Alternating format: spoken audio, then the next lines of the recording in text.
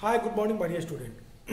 Today we are going to discuss your class 11th history chapter the third order. This is chapter theme 6, chapter 6. My dear student, if you have remembered my previous class where I had already taught you about that the second order and first order, and also we studied the third order. Today we will read the fourth order.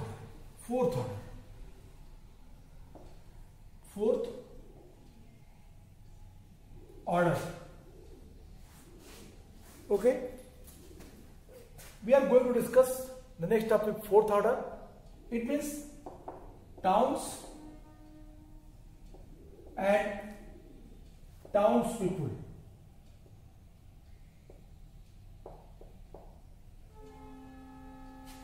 Towns and town people. So here the two words connected with each other, towns and town people, and fourth order. अब fourth order, as you know that in the starting of this class I had taught you that the European society from 9th to 14th century society divided into European society,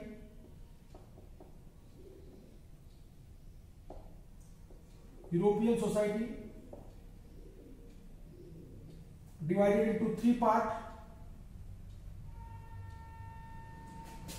14th को मैं मिटा रहा हूं, मैं 13th करता हूं इसको, क्योंकि why I am rub the 14th, because the which type of changes introduced we will discuss today in my class. The European society divided into three parts. First order, second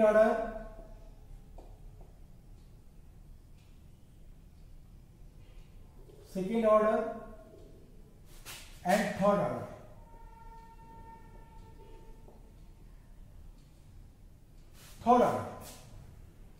Okay, the first order, it means clergy, it means religious group.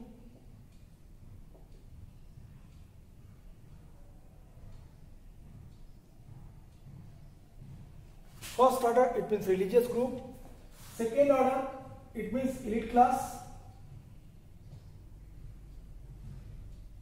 Elite class people,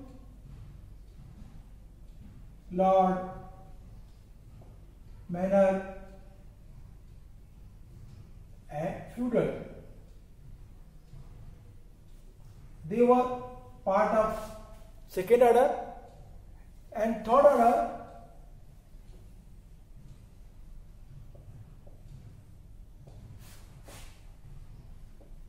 in third order, the common people.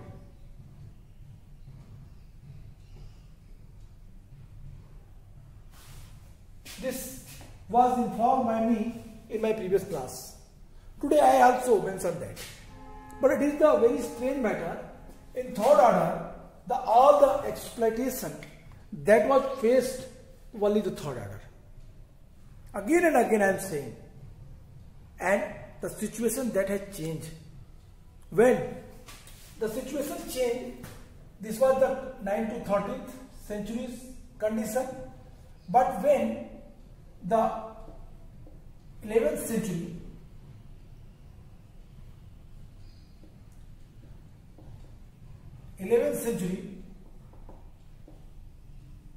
AD,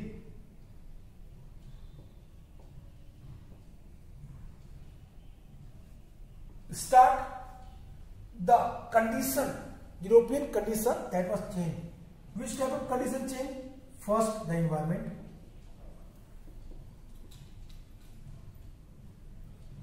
Environment that has changed. The Europe during 5th to 10th century, in Europe the environment was very cold. But after 5th to 10th century, after 5 to 10th century क्या हुआ? बदलाव हुआ, समय बदला। और फिर जब समय बदला तो 11th सेंचुरी तक आते आते यूरोप कहां पहुंच गया? वार्म फेज में। किधर पहुंचा? Warm phase.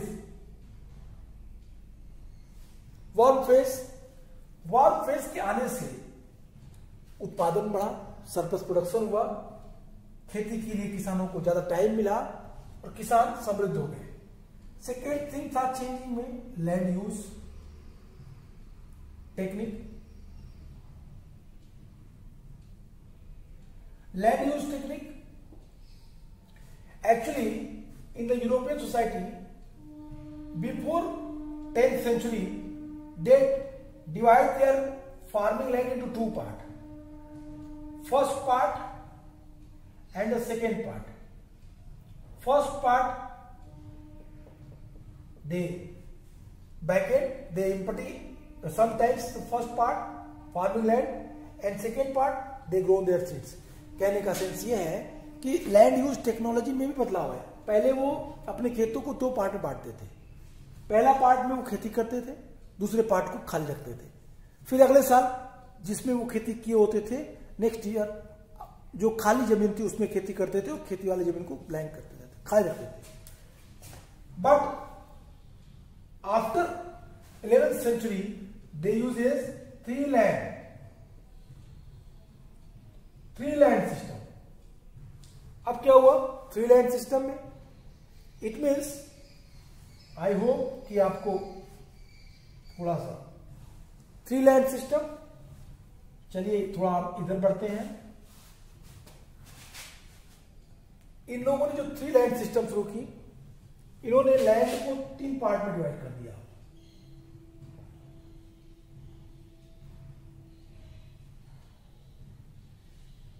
One part, 2 part, 3 part, 1, 2 and 3। कब?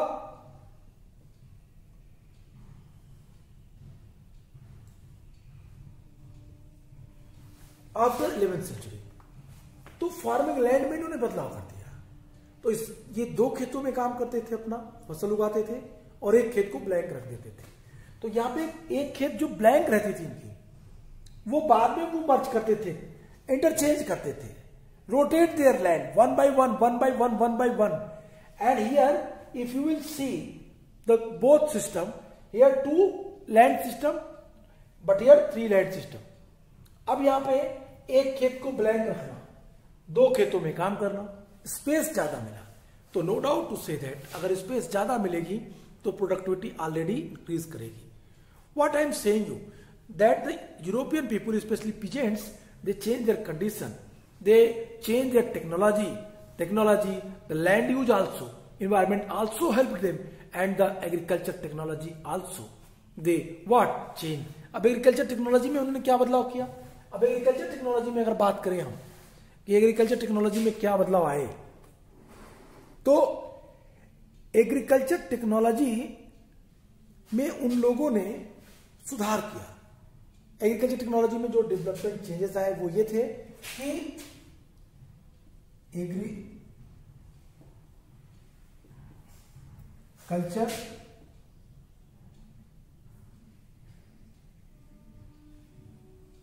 they change the agriculture technology, they uses the horseshoe,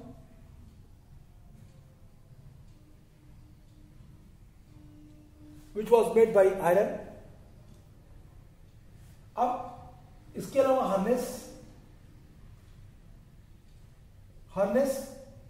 हार्सू। तो हार्सू और हार्नेस के यूज के तरीके में बदलाव आने से अब जानवर, एनिमल जो खेतों को जोतता था उसको ज्यादा पूरी ताकत से वो खेतों को जोत सकता था। तो जब ये पूरी ताकत से खेतों को जोतेगा तो ऑब्वियसली गहरी जुताई होगी, और गहरी जुताई होगी तो फर्टिलिटी रेट बढ़ेगी, उत्पादन की दर ऊंची होगी और सरप्लस प्रोडक्शन होगा।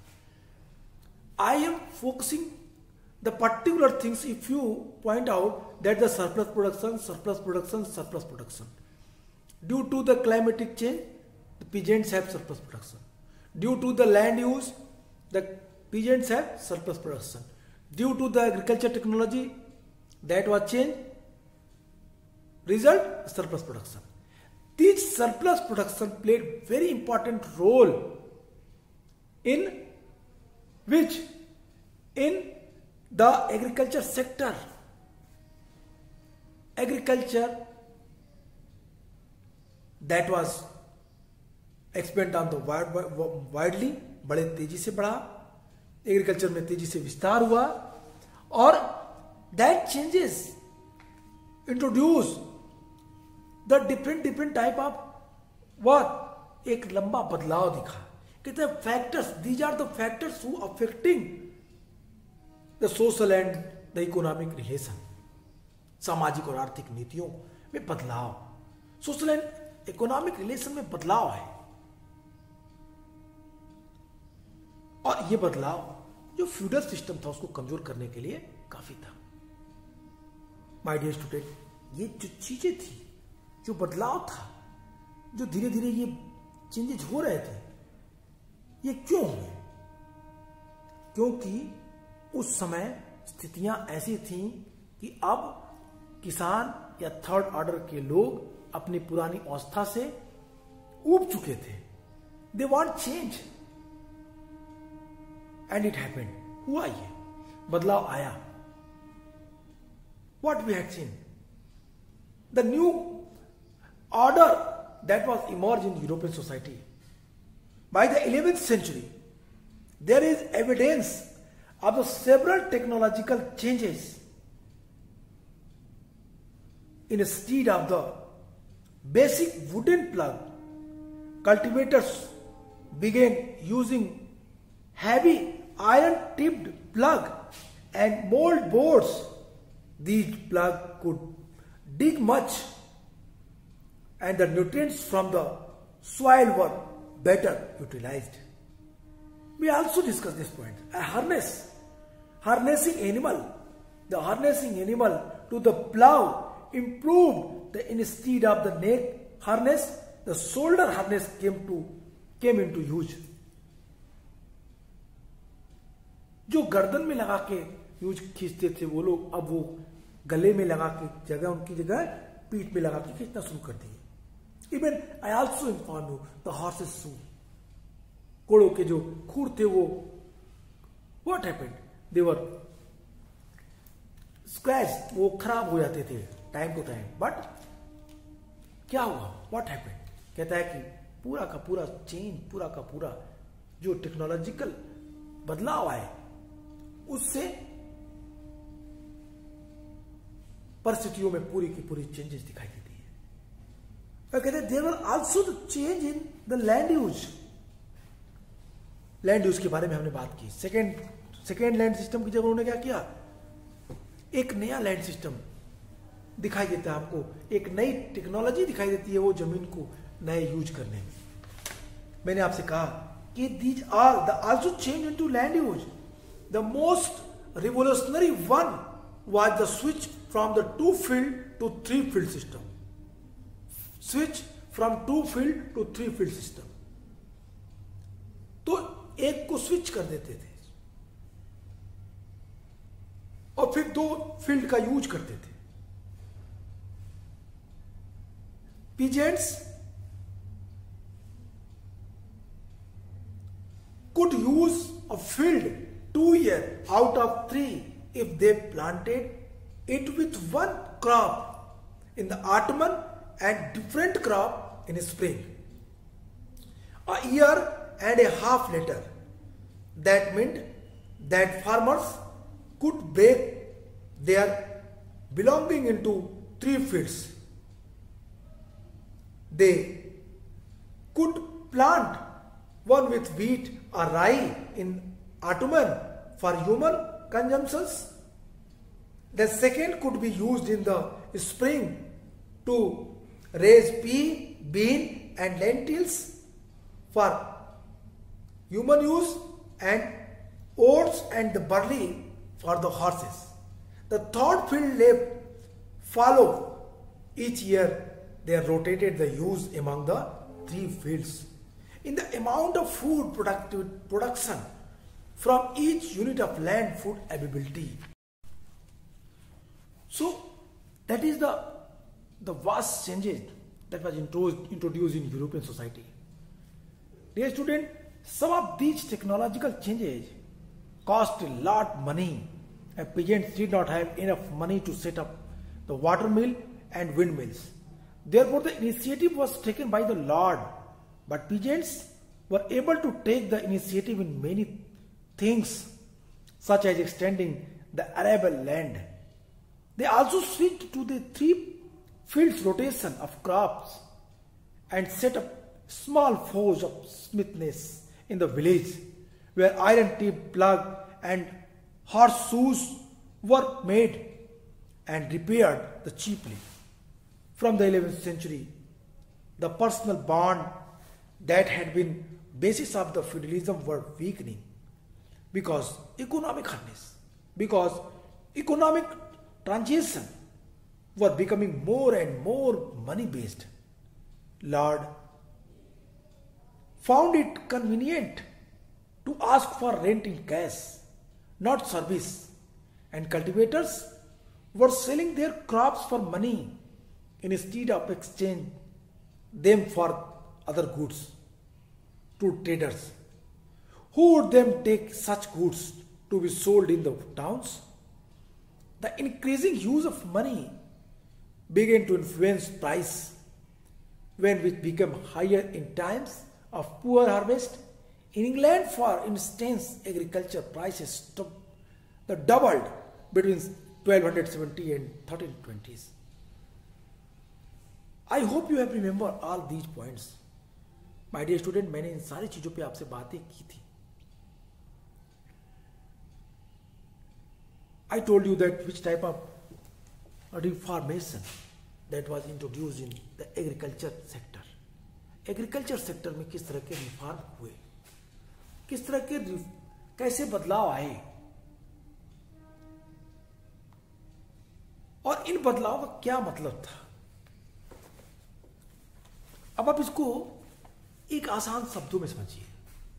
It is very easy to understand that if peasant have surplus production, so that's why if he has excess grain, what he would do in that condition? No doubt to say that he will try to sell that, उसको बेचना चाहेगा वो. And for the selling of these goods, the place where easily, I mean to say that कि एक ऐसा place, if the place should be for that purpose, if it available easily, so the peasants can sell it. आप उसको बेच सकता है वो. And that is the interesting matter कि उनके उस रिक्वायरमेंट से, उनकी उस डिमांड से मार्केट का विकास हुआ, मार्केट का डेवलपमेंट दिखा. और ये मार्केट जो विकसित हो रहे थे, वो मार्केट्स विकास के साथ साथ, डेवलपमेंट के साथ साथ एक नए ऑर्डर को जन्म दे रहे थे.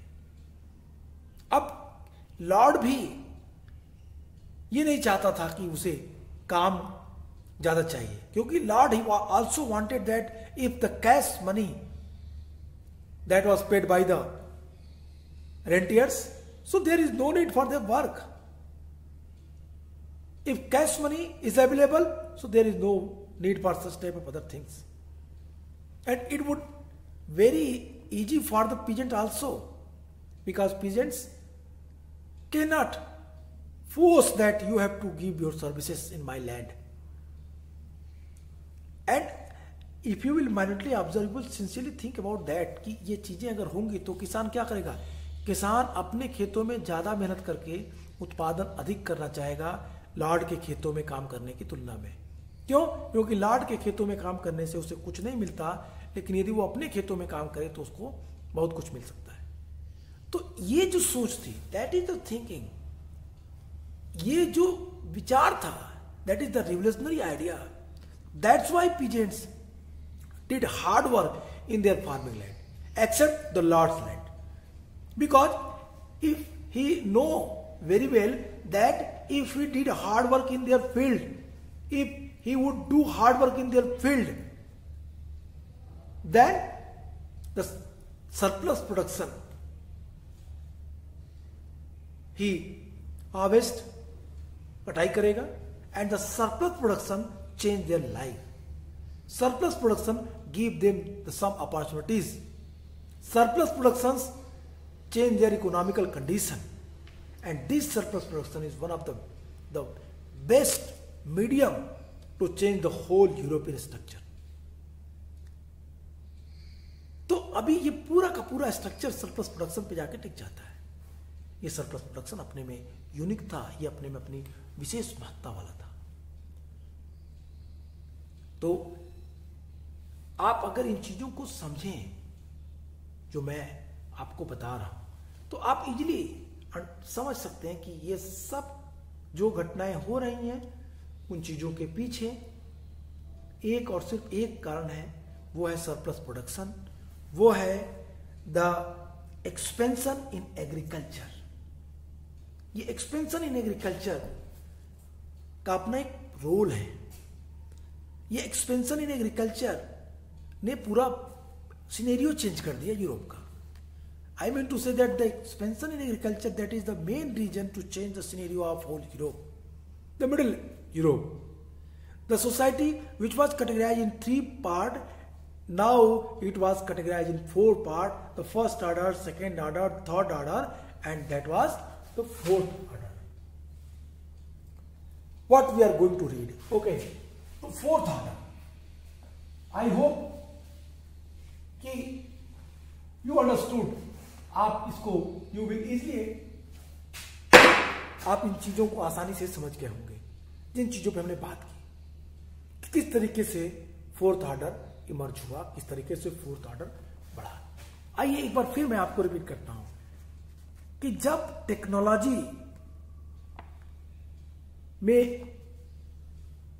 बदलाव हुए और टेक्नोलॉजी के बदलाव के लिए पैसे चाहिए थे, मनी चाहिए, और वो मनी कहां से आई? सरप्लस प्रोडक्शन से, जिसके लिए पहले किसान अपने लॉर्ड के ऊपर डिपेंड करता था. तब किसानों ने क्या किया? एक नई पहल की. उन्होंने खेती योग्य भूमि का विस्तार करने के लिए उन्होंने 3 फील्ड सिस्टम को डेवलप किया. गांव के लोग अपने घरों में छोटे मोटे दुकान, शॉप्स लगा लिए, जिसमें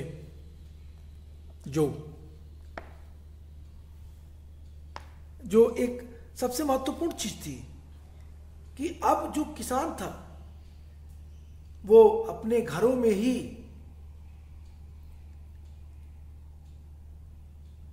हल्के फुल्के टेक्नोलॉजी से युक्त काम थे वो करने लगा. जैसे कैसे काम? तो कहता है कि वो काम कौन से होंगे? तो कहता है कि वो जैसे भट्टी आप जैसे कि सपोज करिए कि जो किसान है उसे जो आयरन स्मिथ है, आयरन स्मिथ की दुकान, लोहार की दुकान, भट्टियां गांव में स्थापित हो गई. लोहे की जो नोक वाले, जो आयरन टिप्ड प्लग थे, जो घोड़े की नाल बनती थी, हारसूस बनते थे, वो अपने घर में ही वो बनाने लगा. 11वीं सेंचुरी तक आते आते जो सबसे बड़ा बदलाव था 11वीं सेंचुरी में, from the 11th century the personal bond that had been, क्या हुआ? The basis of feudalism were weakening. जो फ्यूडलिज्म पे बेस था वो कमजोर होने लगा. सामंतवादी व्यवस्था पे चल रही थी, वो कमजोर होने लगी. 11वीं सेंचुरी में आर्थिक लेन देन और मुद्रा का आधारित जो विकास हुआ, जो क्वाइन आ गई, इसने लॉर्डों को लगान, उनकी सेवाओं के बजाय नकदी लेना अधिक सुविधाजनक लगने लगा. अब ये लॉर्ड जो थे, I mean to say that lord, they also like the cash money. वो कैश मनी को ज्यादा प्रेफर करते थे काम की तुलना में. And the surplus production give the opportunity, किसानों को उसने सरप्लस प्रोडक्शन ने यह अवसर दिया कि वो क्या करें, कैश में दे सकें। और फिर अब किसान भी सेवाओं के बदले, अपने काम के बदले अब वो कैश में पे करना ज़्यादा सुविधाजनक समझता था। तो इस तरीके से फ्यूडल सिस्टम भी कमजोर होने लगा। किसानों ने अपनी फसल को बेचना शुरू कर दिया। उन वस्तुओं को शहर में वो बेच देते थे, जिसे धन, इसे मनी, वेल्थ अधिक मात्रा में उन्हें प्राप्त होने लगा। खराब फसल के समय बहुत अधिक दिक्कतें पीजेंट्स को फेस करनी पड़ती थी। इंग्लैंड में 1270 to 1320 के बीच जो फसल के मूल्य दोगुने हो गए, डबल्ड हो गए प्राइस रेट। वाई? बिकॉज कि उसके पीछे का कारण था कि यूरोप में सूखा और अकाल पड़ा। तो that was the reason, that was the main reason कि ये सूखा और अकाल ने इस परिस्थितियों को चेंज किया। और यहाँ पे पूरा का पूरा फोर्थ ऑर्डर करें। अब फोर्थ ऑर्डर बात करते हैं। फोर्थ ऑर्डर के कुछ पॉइंट्स हैं जिनको पहले हम लोग कर लेते हैं। In the fourth order, big peasants,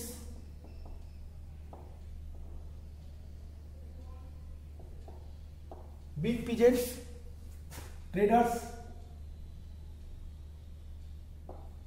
bankers,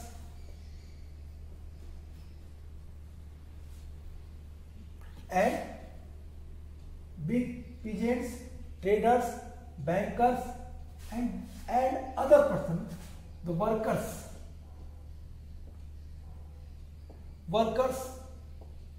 unskilled labor,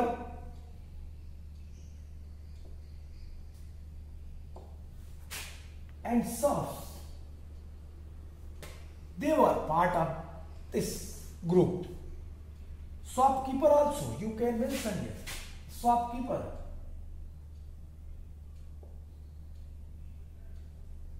Shopkeepers भी इसमें इंक्लूड थे। What is the norms of the fourth order? If the serf hide himself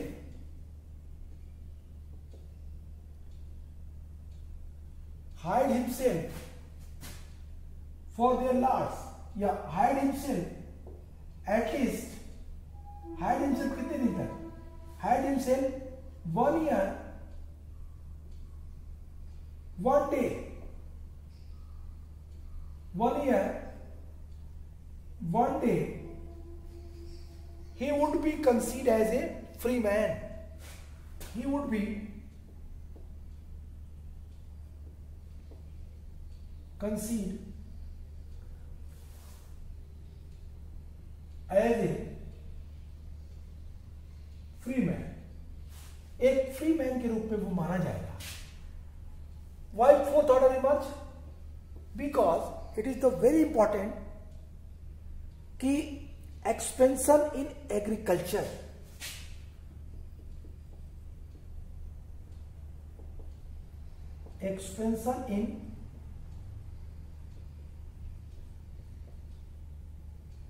expansion in agriculture, that was the main reason for fourth order, emergence of the fourth order. ये expansion in agriculture से क्या होगा? The most changes, that is the population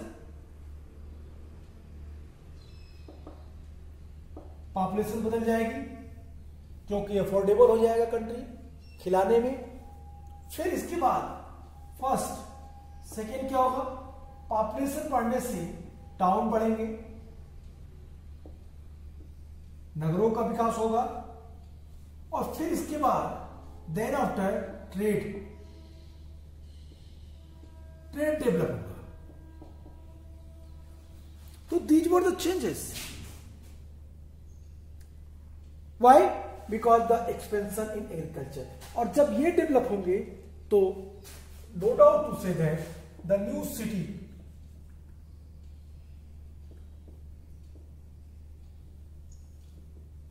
the new city came into existence, नए शहरों का विकास हो जाएगा। अब नए सिटी के विकास से ही, डेवलपमेंट से ही क्या होगा, एक नया कल्चर शुरू होगा, और वो कल्चर होगा फोर्थ ऑर्डर का। और इस फोर्थ ऑर्डर में ये लोग इंपॉर्टेंट रोल में होंगे। ये लोग एक महत्वपूर्ण प्लेस पे होंगे। यहां पे नोबल्स और लॉर्ड की स्थिति कम दिखाई देती है, कम हो जाएगी। तो ये है हमारा चेंजेस, और इससे फोर्थ ऑर्डर का विकास हुआ। तो आज के लिए इतना ही। Good bye and take care. We will meet in my next class.